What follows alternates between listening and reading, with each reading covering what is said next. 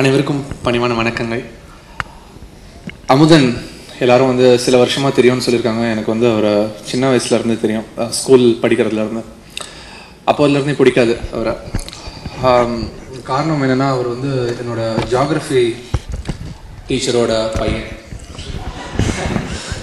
அவங்க தான் ஸ்கூல் பிரின்சிபலும். அவங்களோட பையன் ஜியாகிரஃபியில் எப்போவுமே ரொம்ப கம்மியாக மார்க் அவங்க திட்டிகிட்டே இருப்பாங்க. ஸோ அவங்களோட சன் போதே அப்போதுலேருந்து ஸ்கூல்லேயே எனக்கு பிடிக்காது.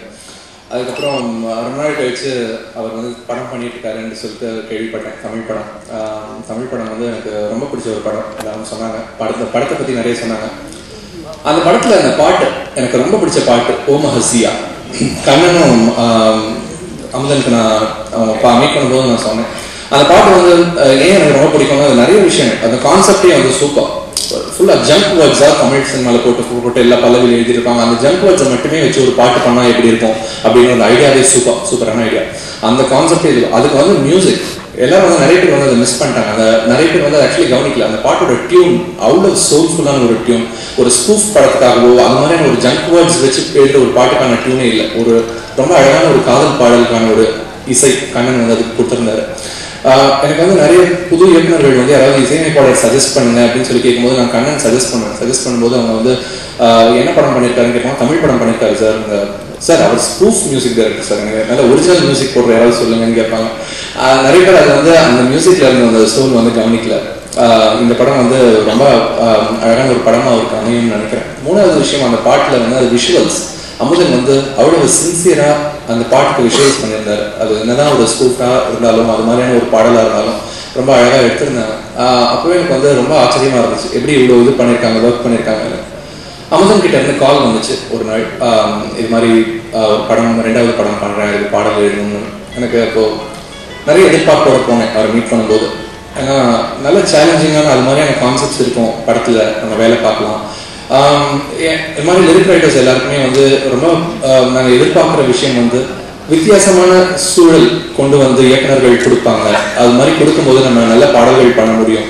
ஏன்னா ஒரு கான்செப்ட், ஒரு ரோபோ வந்து காதலில் விழுதுன்னும்போது ஒரு புது கான்செப்ட் ஒன்று இருக்குது. ரொம்ப ஈஸியாக வந்து ஒரு பண்ண முடியுது. ஒரு ஃபோட்டோகிராஃபரோட காதல்னு ஃபோக்கஸ் பண்ணி நம்ம ஒரு பாட்டு பண்ணும்போது ரொம்ப வித்தியாசமான வரிகள் கொண்டு வர முடியுது. அது மாதிரி ஒரு நல்ல கான்செப்ட் இயக்குநர்கள் கொண்டு வரும்போது சந்தோஷமா இருக்கும். அதான் நான் எதிர்பார்த்துக்கிட்டு போனேன். நான் எதிர்பார்த்த மாதிரியே இந்த படத்தோட 2 பாடல்களோட கான்செப்டும் வந்து ரொம்ப அழகான கான்செப்ட் கொண்டு வந்திருந்தாரு.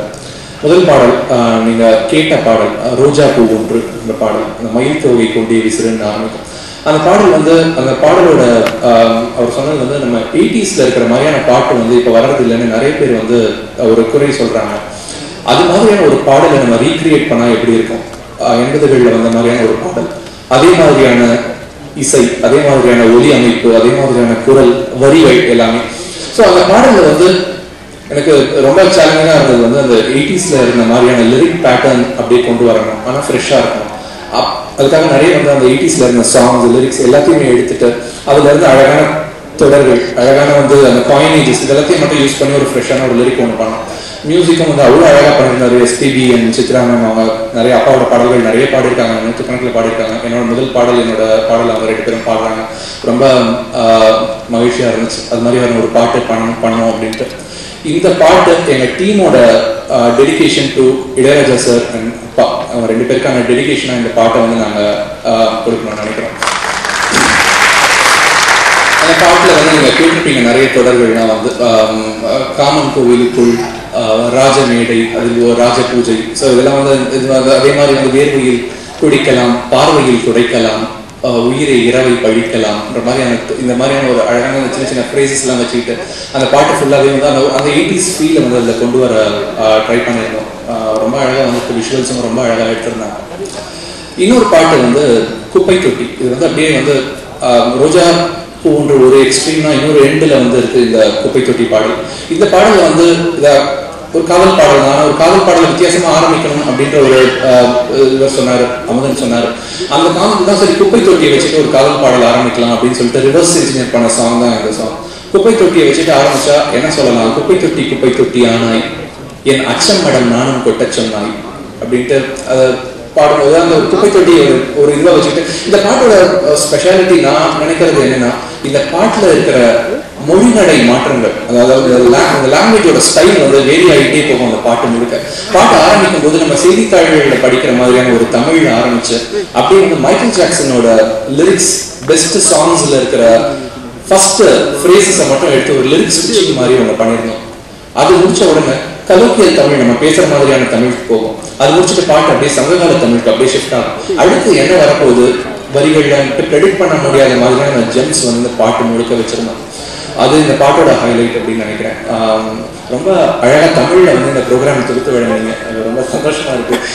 அதுவும் அவர் சொன்னாரு, இந்த அந்த பாடல்ல வந்து நிறைய இந்த வரிகள்லாம் வந்து ரெண்டு இடத்துல வந்து அது அழகான கான்வர்சேஷன்ஸும் ரொம்ப அழகா இருக்கும். சில கான்வர்சேஷன்லாம் வந்து உன்னை பார்க்கும்போது காதோரம் யாரு கிட்டார் வாசிச்சா, வாலி வைரமுத்து உப்போல யாரு கவிதை யோசிச்சா அப்படின்னு மாகம் எங்கும் கோகை எப்பொழில் மூகமும் இங்கே மோகன எழில் அப்படின்னு சொல்லிட்டு இந்த ஜம்ஸ் வந்து அப்படியே மூவ் ஆகிட்டு இருக்கும். மாகம் அப்படின்றது வானம்கான சொல். மாகம் எங்கும் கோகை எப்பொழில், கோகைன்றது வந்து தாமரை, பொழில்ன்றது தோட்டம், வானம் எங்கும் தாமரை தோட்டம் உன்னால எனக்கு உண்டாயிருக்கு.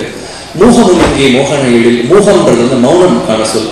மூகம் கூட அந்த மோகனம் மாதிரி அழகா இருக்கு இந்த இடத்துல, இந்த காதல் வந்த இடத்துல அப்படின்னு சொல்லிட்டு இந்த ஒரு வரி போகும். இன்னொரு வரி வந்து ஏஆர் ரஹ்மான் டியூன் ஒன்ன திருடி பாட்டா படிச்சேன், ஆஸ்கார் விருதா கிஸ் ஒன்ன கொடுத்து உன்னை நான் பிடிச்சேன். அணங்கு உழன்றேன் இணங்கிடும் பருவலி, பிணங்கு தொட்டு இழந்தேன் உனது முருவலி அப்படின்ற ஒரு வரி வரும். அணங்கு அப்படின்றது அழகுக்கான சொல். அணங்கு உழன்றேன் இணங்கிடும் பருவலி அப்படின்றது வந்து உன் கூட நான் சேர்ந்து இருக்கும்போது நான் இன்னும் அழகா தெரிகிறேன் அப்படின்றதுக்கான ஒரு தொடர். அதே மாதிரி பிணங்கு தொட்டு இழந்தேன் உனது புன்முறுவலில், பிணங்குன்றது செல்லமான கோபம். அந்த செல்லமான கோபத்தை வந்து உன்னோட இந்த சின்ன புன்முறுவல்ல நான் தோற்று போயிட்டேன் அப்படின்ற மாதிரி இந்த வரிகள் போகும். ரொம்ப இந்த மாதிரி ரொம்ப எக்ஸ்பெரிமெண்டலான சாங். ரோஜா பூ என்ற பாட்டு வந்து 80களில் இருக்கிற பாட்டு, ஒரு 30 வருஷம் முன்னாடி வந்த மாதிரியான ஒரு பாட்டுனா, இந்த பாட்டு நான் என்ன சொல்றேன்னா இன்னும் ஒரு 10-15 வருஷம் கழிச்சு ஒரு பாட்டு வந்தா எப்படி இருக்கும்ட்டு எங்களோட ஒரு விஷுவல்ல நான் ஒரு இமேஜினேஷன்ல நாங்கள் பண்ண ஒரு சாங். கண்ணனோட மியூசிக் வந்து அவர் சவுண்ட்ஸ் எல்லாம் அவ்வளோ அழகா பண்ணிருந்தாரு. அது மட்டும் இல்லாமல் முத்துக்குமார் அவர்களோட வரிகள், மற்ற இன்னும் 2 பாட்டு, அந்த பர்த்டே சாங் ஒன்றும், அப்புறம் வந்து அடுத்த பருப்பு பாட்டும். அந்த அடுத்த பருப்பு பாட்டு வந்து ஹியூமர், ஃபுல் பாட்டில் ஹியூமர் வந்து ரொம்ப டஃப்பான ஒரு விஷயம் பாடலில். அந்த ஒவ்வொரு வரியிலையும் அந்த ஹியூமர் கொண்டு வந்திருப்பாரு. ரொம்ப பியூட்டிஃபுல்லாக இருந்துச்சு. என்டையர் டீமுக்கு என்னுடைய வாழ்த்துக்கள். அண்ட் எல்லாரும் நாங்கள் இந்த பாட்டை கிரியேட் பண்ணும்போது ரொம்ப ஒவ்வொரு வரி பண்ணும்போதும் அவ்வளோ என்ஜாய் பண்ணோம். அமுதன், நான், கண்ணன் ரெக்கார்ட் பண்ணும்போதும் எழுதும் போதும் அதே எக்ஸ்பீரியன்ஸ் உங்களுக்கும் கிடைக்கும் இந்த பாட்டு கேட்கும்போது அப்படின்னு நினைக்கிறேன். நன்றி, வணக்கம்.